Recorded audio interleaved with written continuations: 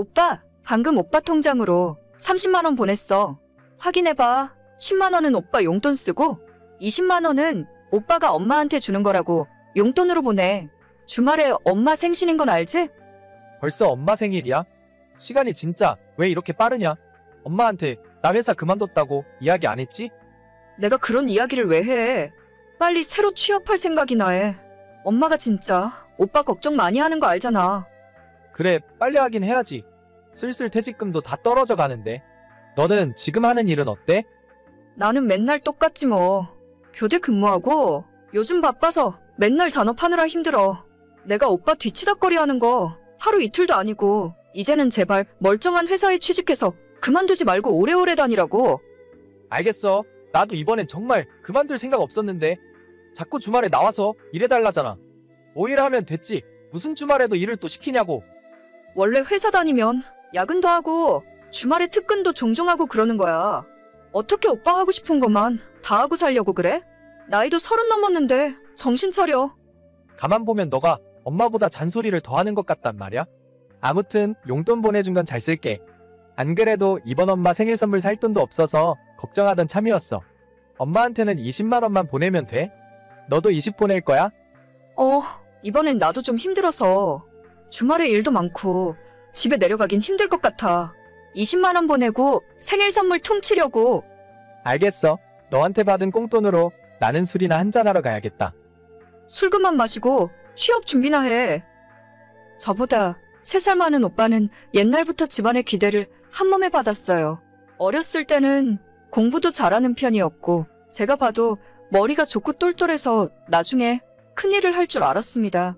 하지만 부모님의 기대와는 다르게 커가면서 점점 성적도 떨어지고 결국 인서울도 아닌 지방에 이름 없는 대학을 턱걸이로 합격했어요. 대학 졸업 이후로도 30이 넘는 지금까지 제대로 된 일을 오래 하지 못하고 길어야 1년, 짧으면 한두 달 만에 그만둬 버리더라고요.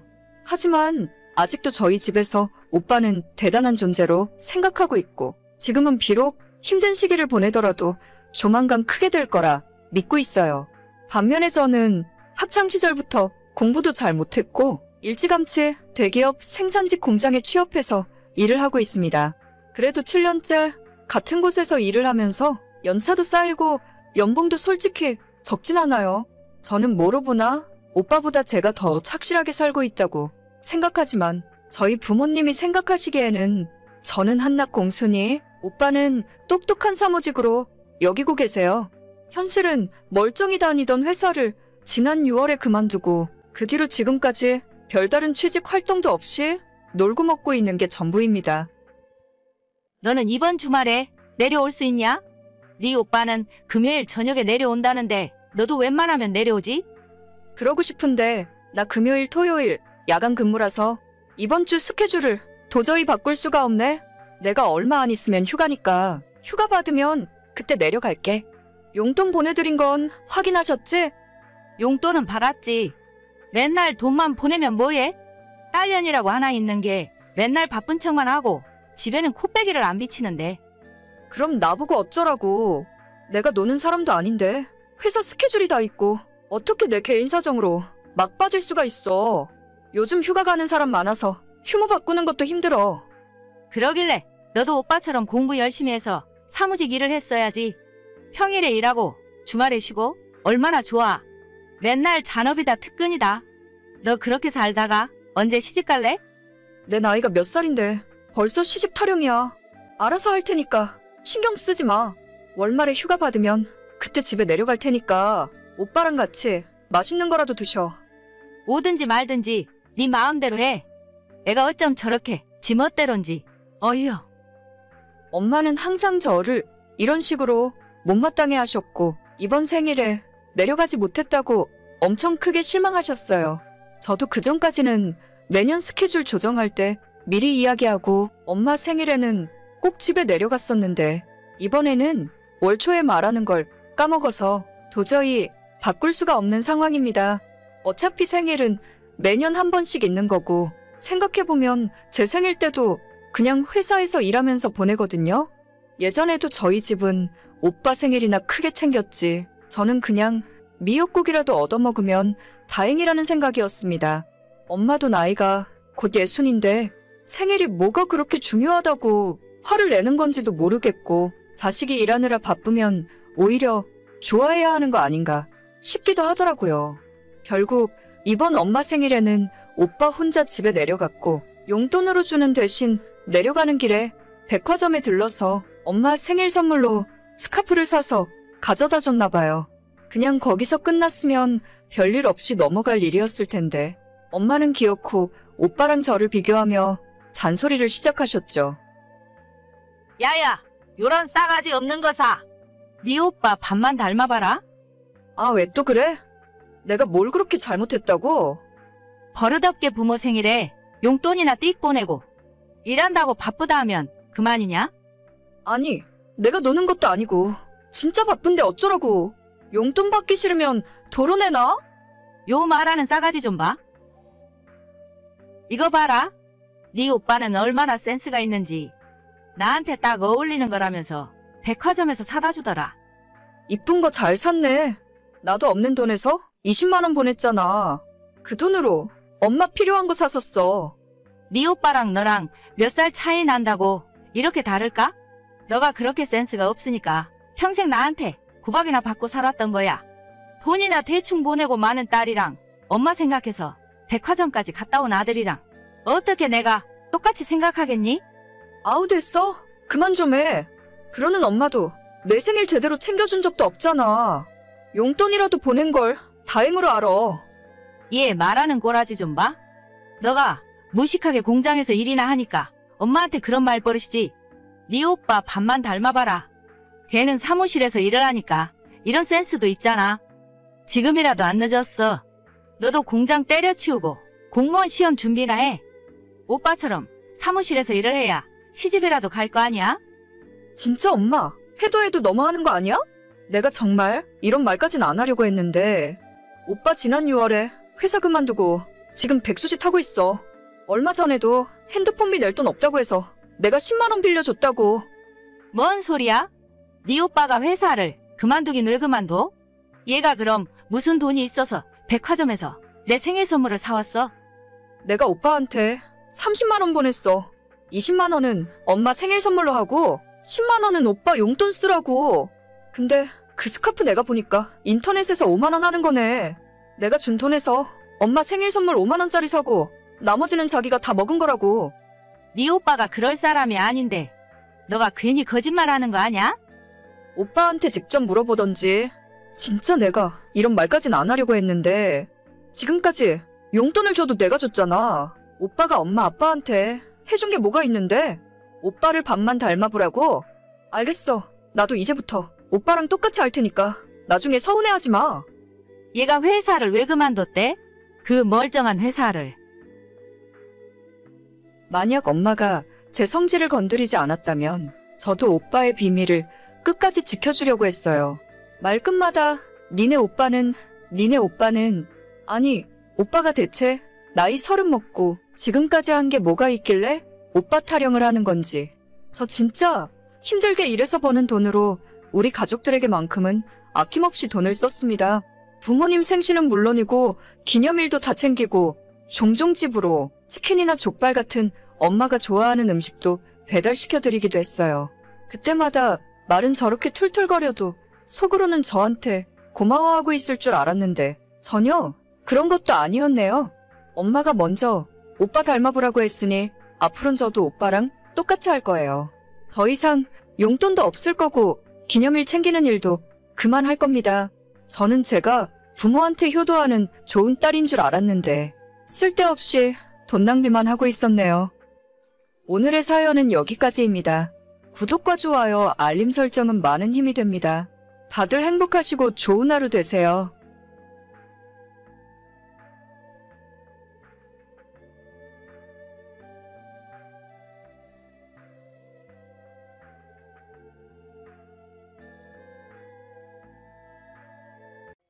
다음 주말에 너네 오빠 상견례 하는 거 알지? 너무 늦지 않게 내려와. 처음 인사드리는 건데 너도 같이 가야지. 내가 몇 번이나 말했잖아. 주말에는 정말 시간 빼기 힘들어. 호텔에서 일하니까 주말에 손님이 가장 많이 온단 말이야.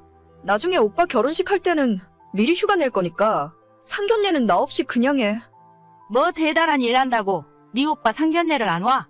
너 그거 사돈 댁에 엄청 예의 없이 행동하는 거야. 내 사돈인가?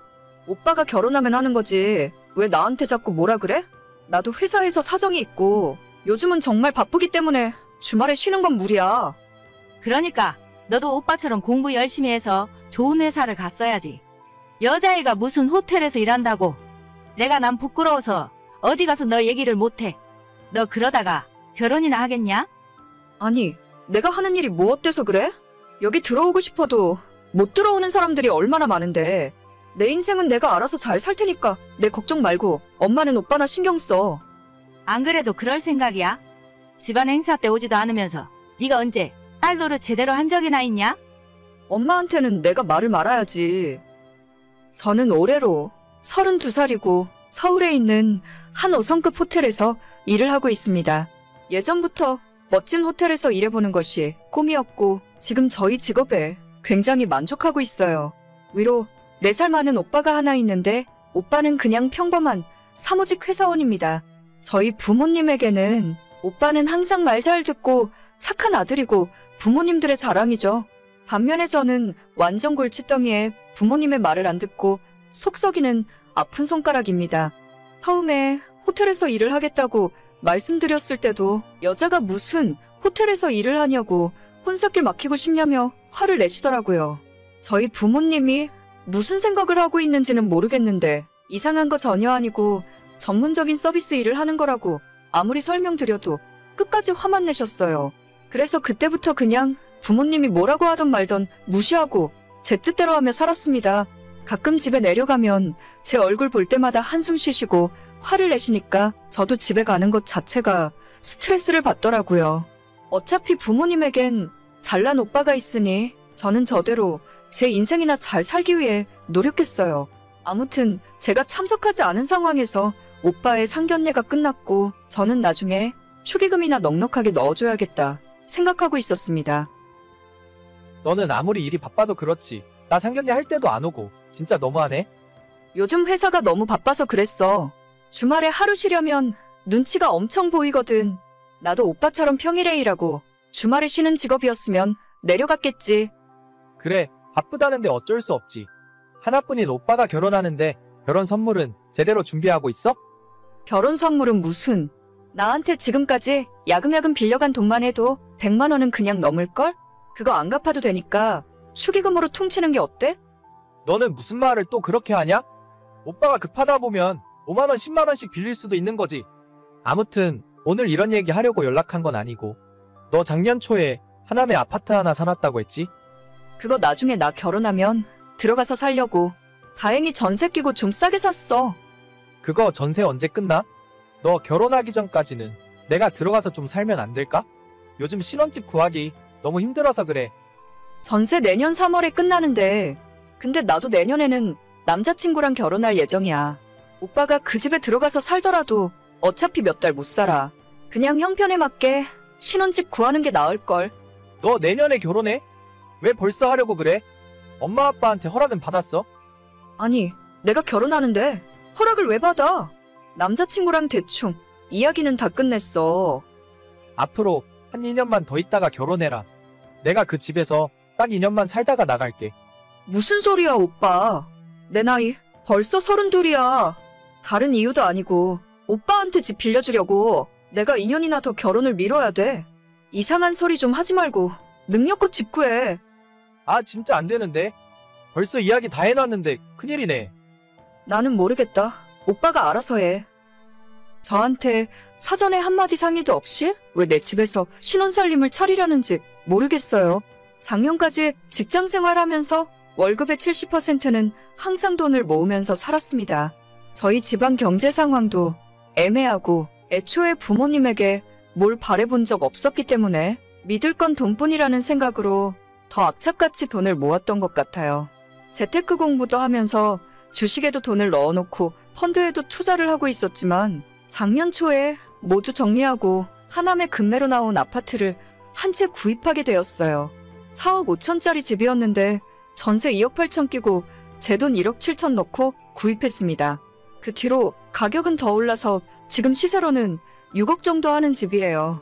어차피 저는 현재 회사 근처에 자취방에서 살고 있기 때문에 당장은 들어가서 살 생각 없고 사귀고 있는 남자친구와 내년 가을에 결혼할 생각이라서 그때 신혼생활을 그 집에서 시작할 예정입니다.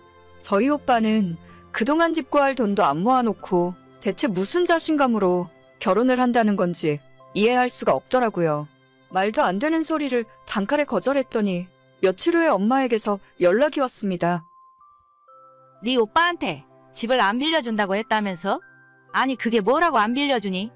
전세 줬다 생각하고 2년만 살라고 그래. 오빠한테 못 들었어? 나 내년 가을쯤 결혼 생각하고 있다고. 나 결혼하면 내가 그 집에 들어가서 살아야 하는데 어떻게 집을 빌려줘? 결혼은 무슨? 너 때문에 네 오빠 파혼당하면 책임질 거야.